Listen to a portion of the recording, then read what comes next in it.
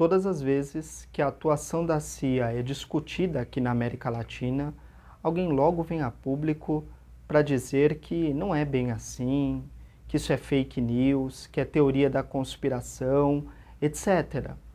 Mas qual é, na verdade, o papel da agência estadunidense aqui na América Latina?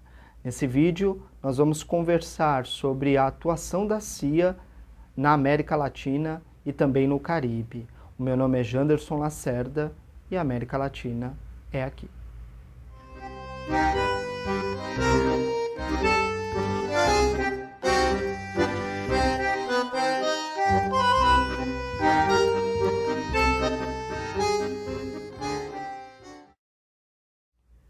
No livro Fórmula para o Caos, o historiador Moniz Bandeira estudou os meses que antecederam a ditadura civil-militar chilena, no início da década de 70. Bandeira apresenta uma série de documentos que comprovam a atuação da CIA no processo de implementação do regime autoritário no Chile. Alguém pode, diante disso, dizer o seguinte: mas isso foi há muito tempo, foi na década de 70. A CIA já não se comporta mais dessa forma aqui na América Latina. Então, a gente precisa pensar aqui no caso da Colômbia. Vamos pensar nos nossos dias atuais. A Colômbia é um país militarizado pelos Estados Unidos. É um país com uma série de bases militares estadunidenses. Todo protesto por parte da população contra os regimes neoliberais implementados na Colômbia são punidos com bastante rigor, com bastante violência, além de prisões arbitrárias, etc. O Paraguai sofreu um golpe de Estado há pouco tempo. Na época, o presidente era o Fernando Lugo.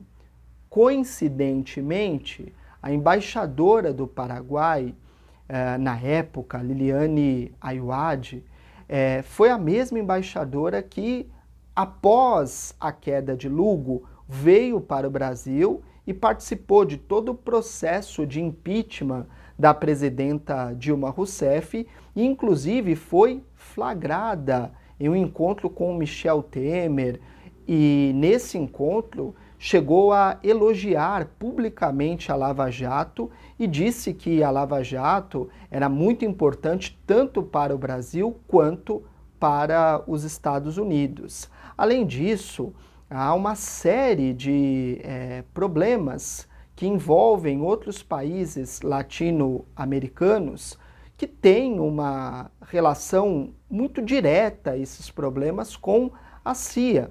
A Venezuela, por exemplo, em 2002, sofreu um golpe de Estado. Hugo Chávez perdeu o poder por 2 dias e depois conseguiu recuperar porque a população foi às ruas. Aliás, há um documentário bastante interessante chamado A Revolução Não Será Televisionada, que fala a respeito desse golpe de Estado que durou 48 horas.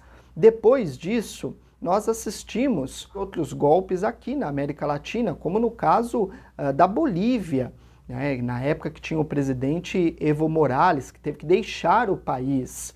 Depois se comprovou que Maurício Macri, então presidente da Argentina, tinha sido consultado pela CIA, tinha sido acionado pela CIA para interferir no processo político boliviano.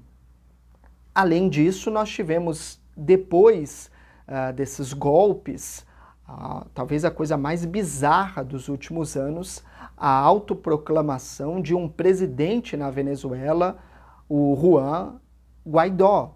Guaidó se autoproclamou presidente da Venezuela e não fez isso sozinho.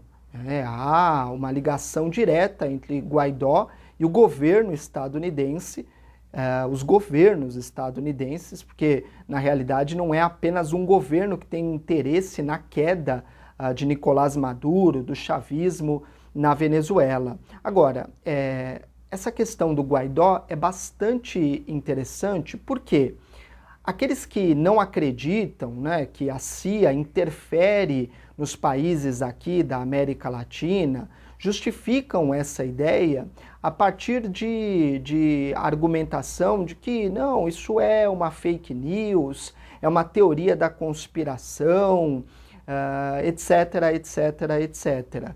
Mas, na verdade, esse pensamento, que é um tanto pueril, ingênuo, ele pode ser pautado principalmente na ideia da caricatura. Talvez esse seja o grande X da questão. Veja, nada seria tão caricato quanto um sujeito se autoproclamar presidente de um país, principalmente na Venezuela, que sequer tem eleições aí, sequer tem voto obrigatório. A Venezuela não trabalha com essa perspectiva como o Brasil. As últimas eleições na Venezuela, inclusive, houve uma auditoria para comprovar a legitimidade, né? De certo que houve uma grande abstenção por parte da população, mas o fato é que houve também uma auditoria que teve a participação, inclusive, de europeus no processo para legitimar. Pensar na autoproclamação de um presidente é algo bastante caricato. E aqueles que acreditam que os Estados Unidos é uma potência, é o berço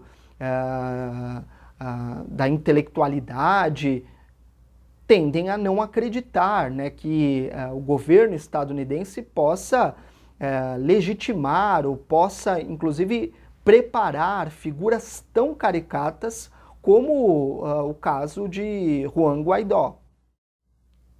E por falar em caricatura, é preciso discutir a realidade do Brasil, mais especificamente do juiz suspeito Sérgio Moro. E aí, quando se fala das possíveis relações entre Moro e os Estados Unidos, muita gente fica bastante ofendida, principalmente aqueles que adoram o meio das questões, porque Sérgio Moro é uma figura tão caricata, não pode ter sido preparado pela CIA. Isso não é possível, é uma fake news, uma teoria da conspiração. Mas aí é preciso lembrar novamente da embaixadora estadunidense dizendo que a Lava Jato era muito importante para o Brasil e também para os Estados Unidos. É preciso também lembrar aqui da frase do ministro do Supremo Tribunal Federal, do STF, o Gilmar Mendes, que não é socialista, que não é comunista, acho que ninguém pode acusá-lo, né, disso. Gilmar Mendes disse que Sérgio Moro ficou rico quebrando as empresas brasileiras que eram concorrentes das empresas estadunidenses. Essa é uma frase que deve ser levada em consideração em relação ao comportamento do juiz suspeito Sérgio Moro durante a Lava Jato e depois que se tornou ministro do capitão-presidente Jair Bolsonaro, e principalmente após deixar o governo do capitão, Moro foi prontamente recebido nos Estados Unidos, foi convidado para trabalhar numa empresa que até hoje não se sabe ao certo quanto ele recebeu para atuar nessa empresa, que inclusive era responsável pela recuperação de outras empresas, incluindo aí a Odebrecht. Uma situação digna de um realismo mágico. Aliás, eu acho que os Estados Unidos gostam de trabalhar com essa perspectiva caricata, com essa perspectiva quase ficcional aqui na América Latina, porque isso desperta a desconfiança de muitos e, enquanto isso, o imperialismo continua ganhando território, os Estados Unidos continuam formando vassalos que, de livre e espontânea vontade, lutarão para que a capital dos seus países, principalmente a do Brasil, seja Miami.